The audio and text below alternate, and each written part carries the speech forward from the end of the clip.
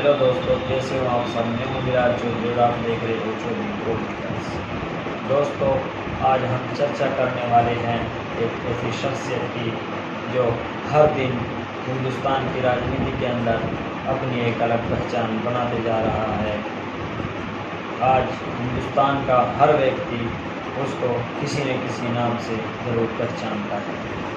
कोई उसको हैदराबादी भाईजान के नाम से जानता है, तो कोई उसको उसकी एजुकेशनल डिग्री के आधार पर जानता है, और कुछ ना समझ लोग उसको बीजेपी का एजेंट के नाम से भी जानते हैं। और अब आप समझ ही चुके होंगे कि जिस शख्स की मैं बात कर रहा हूँ वो है MIM के चीफ बैरिस्टर असदुद्दीन ओवैसी, जो मुस्लिम, दलित और पिछड़े समाज के लोगों की हर जगह हर दिन आवाज़ उठाते रहता है, चाहे वो राजनीतिक मंच हो या फिर भारत की पार्लियामेंट। और हाल ही में हिंदुस्तान के अंदर जो ज्ञानवापी मस्जिद को लेकर माहौल गरमाया हुआ है, और सरकार द्वारा ज्ञानवापी मस्जिद की जांच भी कराई जा चुकी है, उस पर भी बैरिस्टर असदुद्दीन ओवैसी साहब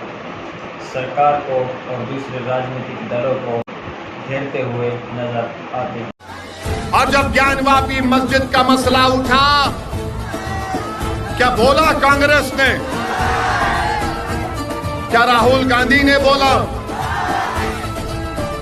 क्या आम आदमी पार्टी के केजरीवाल ने बोला, किसने बोला? फिर क्या नाम था बोलने वाले का? क्या नाम था बोलने वाले का? क्यों बोला वो? इसलिए कि भारत का ये हिस्सा है, संविधान का हिस्सा है, 91 का कानून है, और कोई मस्जिद को, मंदिर को हाथ नहीं लगा सकता। और इसी प्रकार कल आसाम के चीफ मिनिस्टर हेमंत बिस्वा शर्मा, उन्होंने मदरसों को बंद करने की जो बात कही है, उस पर भी बैरिस्टर असदुद्दीन ओवैसी साहब ने उनको करारा जवाब दिया। तो आइए हम आपको दिखाएंगे। जब तक ये मदरसा दिमाग में घूमते रहेगा, तब तक बच्चा को भी डॉक्टर इंजीनियर नहीं बन सकता है।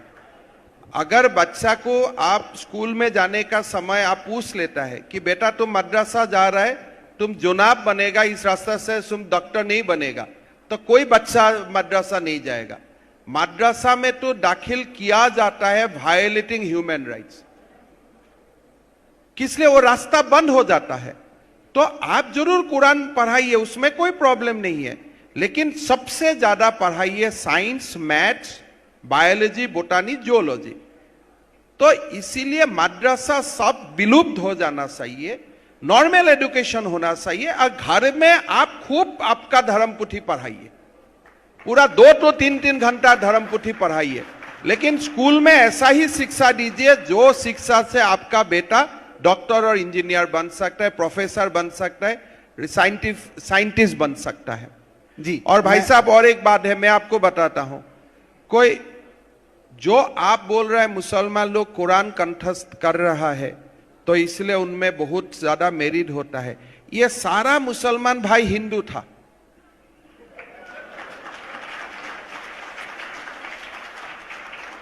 कोई एज ए मुसलमान ये धरती में नहीं आया, भारत का धरती में सब हिंदू ही था।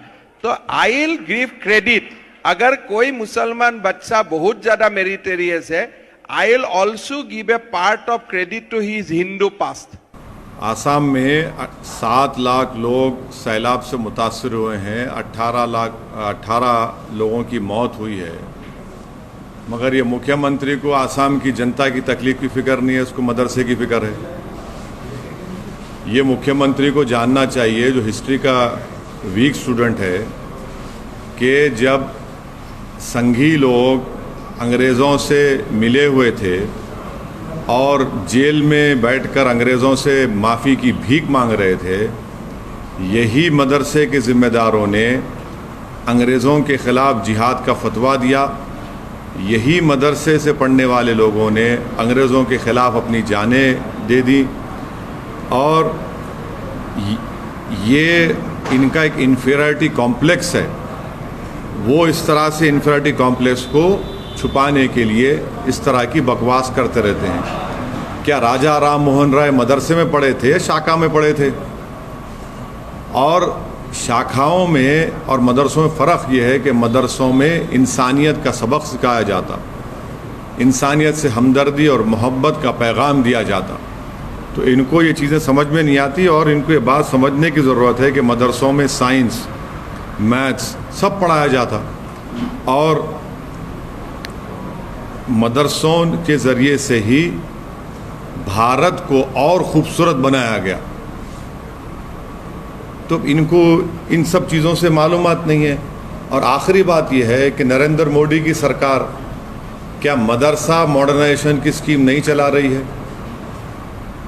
क्या सालाना भारत की पार्लियामेंट में उसका बजट मंजूर नहीं होता है क्या? तो इनको सिर्फ मुसलमानों से और इस्लाम से नफरत है, ये खुल के आ गया उनकी ज़बान पर। लेकिन सर अब राजस्थान में भी सेम कंट्रोवर्सी, वही जवाब है। देखिए, मोदी सरकार में क्या मदरसा मॉडर्नाइजेशन स्कीम नहीं है? क्या मुख्तार अब्बास नकवी उसके मंत्री नहीं हैं? आप मुसलमानों से, इस्लाम से नफरत करते, इसीलिए इस तरह से आप ये अनाप शनाप बकते रहते हैं। तो दोस्तों, जो ना समझ लोग, खासकर मुस्लिम भाई बैरिस्टर असदुद्दीन ओवैसी साहब को बीजेपी का एजेंट बताते हैं, तो उनको ये वीडियो देखकर शर्म आनी चाहिए। दोस्तों, हमारी इसी तरह की नॉलेजेबल वीडियो देखने के लिए हमारे चैनल को सब्सक्राइब करें और वीडियो को लाइक और कमेंट करना ना भूलें।